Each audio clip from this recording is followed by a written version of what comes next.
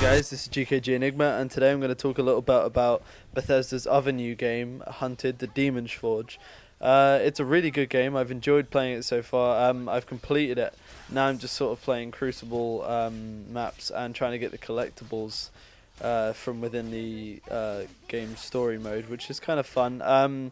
It's not got that much replay value. I'm just an achievement horse, so yeah, we'll go over a few basics. If my computer stops lagging for 2 seconds, there's various stuff you can do, like collectibles and stuff within the game. That was a prisoner I just freed, and you can like talk to dead but people's like spirits and stuff like that in certain areas to find out clues on what's going on and more details on the lore of the game, which is kind of cool. There's a whole bunch of like weird cooperative sort of actions you can do, and by the way, they put this in the game, and her tits jiggle when you swivel. It's quite funny. It made me laugh a lot, so I had to put this in the video. But anyway, yeah, there's like a load of weird co-op actions that you can do within the game that have no real meaning, and I don't understand completely why they're there. I know that the doors, there's like hundreds and hundreds of doors in this game that you have to lift up and open with your partner. I know that's because of loading times, I think, because the game has minimal loading times. It uses these sort of doors as a face to show that it's loading. I just picked up some gold there. Now, you can't buy anything within the game with gold. This kind of confused me for a little while before I knew what I was doing. You can't buy anything within the game with gold. What it does is, there's something in this game called Crucible, which is a special mode that allows you to make your own dungeons, if you like. So you can have up to 25 rooms, your own dungeon, and it can sort of like you can put like whatever you want in it. As you can see there, I was about to pick up like a sword or something, but it was worse than my one. But anyway, there's a lot of weapons and stuff you can pick up. There's some cool moments like blowing stuff up, but that doesn't happen often. It's quite like a cinematic thing. Anyway, where was I? Damn it, I can't remember. Something about... No, I'm lost. Anyway, the things you're fighting were they're not what called. They're called Wargar, and this game, the story reminds me a little bit of Gears of War 1, because the Wargar kind of remind me of locusts, and there's like various bosses in that throughout the game that remind me of the kind of trail of Gears of War. I don't know why. It's probably just me, but it's still a cool game, and I like playing it a lot. I do not like playing as Kadok, who's the warrior guy, who's a kind of hack and slash guy. I much prefer Alana. I think it's much more interesting, especially on solo. There's absolutely no point in like playing as Kadok. I don't know, because you can still melee. Here I'm fighting a demon boss, which is quite early on in the game. I don't want to give too many spoilers in this game, so I've picked quite early gameplay. I don't want to like ruin the final boss or anything like that, but you can kind of get a little sort of... these are just classic boss battles, really. Weaken their defenses, get at them. Weaken the defenses, get at them. Weaken the defenses.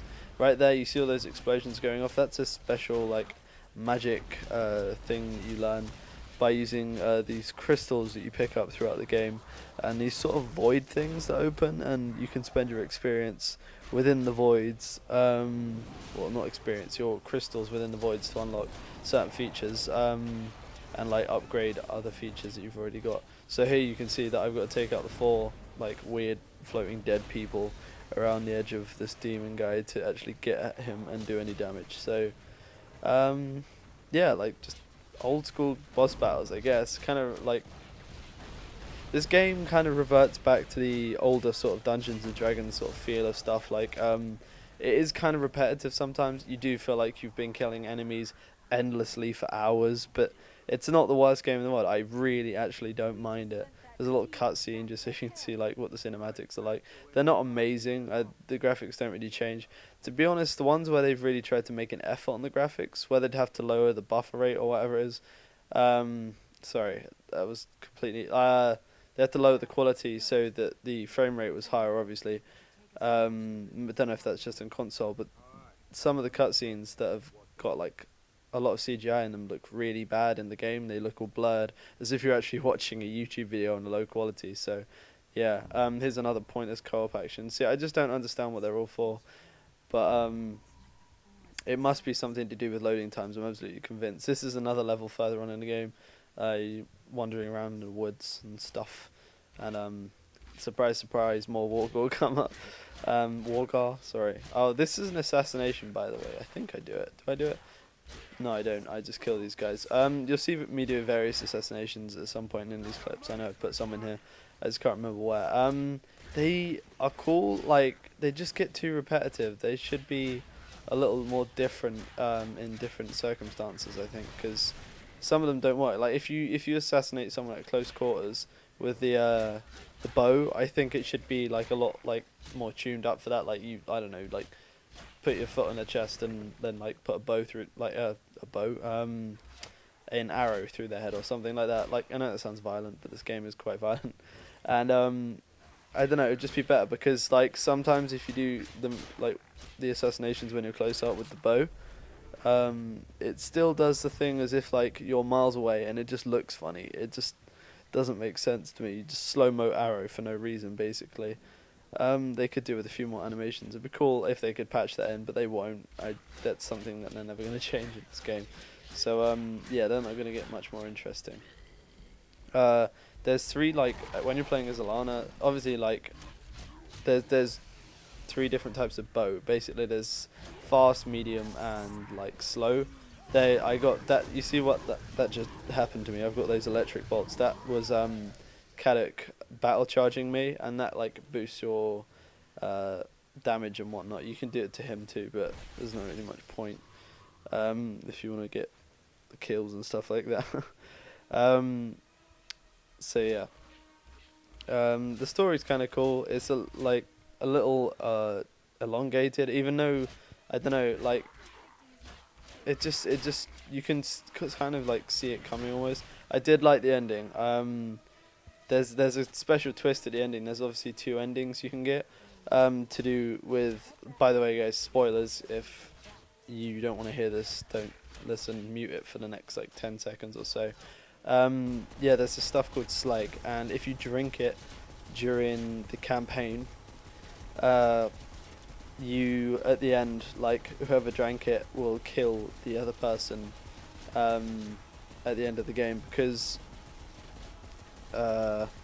like it corrupts you basically. So yeah, if you had your fingers in your ears, I don't know how you'll hear this, but you may come back now and listen to me.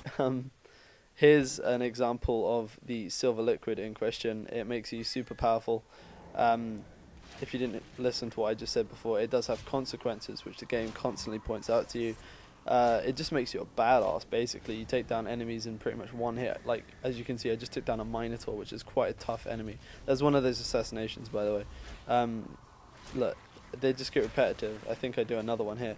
They're all the same thing, even no matter what distance you're at, no matter what happens. And the game kind of like flexes itself to make it work, and it just, they could do with more animations like that.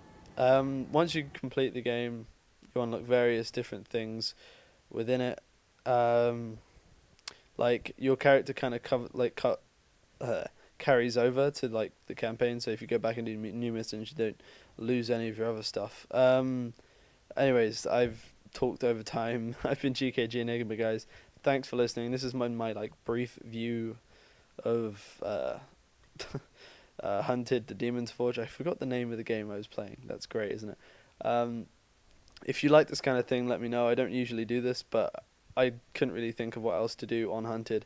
Crucible is insanely boring to commentate over, although it can be like tricky and a challenge. There's just not much to talk about. So thanks for watching, guys. Please rate and subscribe if you like this. Let me know in the comments what you thought. And I will try and make another video for you soon. I'm probably going to do something on an arcade game or something tomorrow because I still don't feel like playing Call of Duty. Yeah, I think I might save myself for when Modern Warfare 3 comes up, but I don't want to be ridiculously out of touch. Anyway, we'll see how things go. Either way, I'll have another gameplay for you guys tomorrow. Thanks for watching.